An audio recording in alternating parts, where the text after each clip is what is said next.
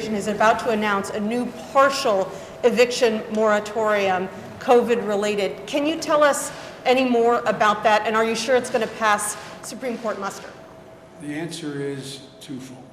One, I've sought out constitutional scholars to determine what is the best possibility that would come from executive action or the CDC's judgment. What could they do that was most likely to pass muster constitutionally?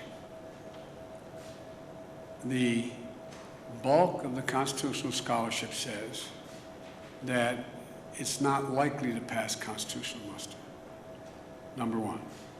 But there are several key scholars who think that it may, and it's worth the effort. But the present, the court's already ruled on the present eviction moratorium.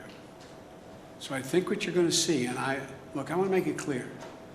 I told you I would not tell the Justice Department or the medical experts, the scientists, what they should say or do. So I don't want to get ahead. The CDC has to make this. I asked the CDC to go back and consider other options that may be available to them. You're going to hear from them what those other options are. I have been informed they're about to make a judgment as to potential other options. Whether that option will pass constitutional measure with this administration, I can't tell you. I don't know. There are a few scholars who say it will, and others who say it's not likely to.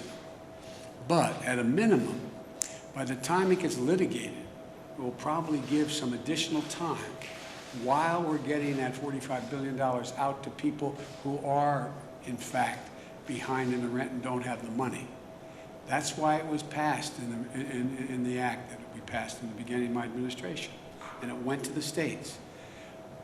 We were under the impression that the states were moving this money out relatively rapidly.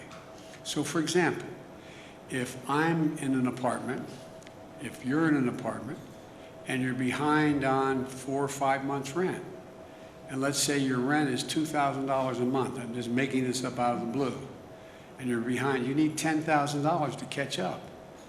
Hardly anybody has that $10,000. But there's money that the states have that can give to the landlord that $10,000 to the back rent. The future rent, it's unlikely, at least the hope is, since they have been made whole to that point, that they'd be inclined, because the economy is growing, inclined not to throw someone out in the street, keep that person, no guarantee, keep that person in the apartment, keep the kids in the same school district, and count on being able to have the opportunity for that person to be able, who may now be employed, to pay their rent. But in the meantime, I've asked that, is there any safety valve we can put in? And it's the one I explained to you. Again, CDC will announce that and the details of exactly how it works. I'm not telling, I told them I want them to take a look. I didn't tell them what they had to do.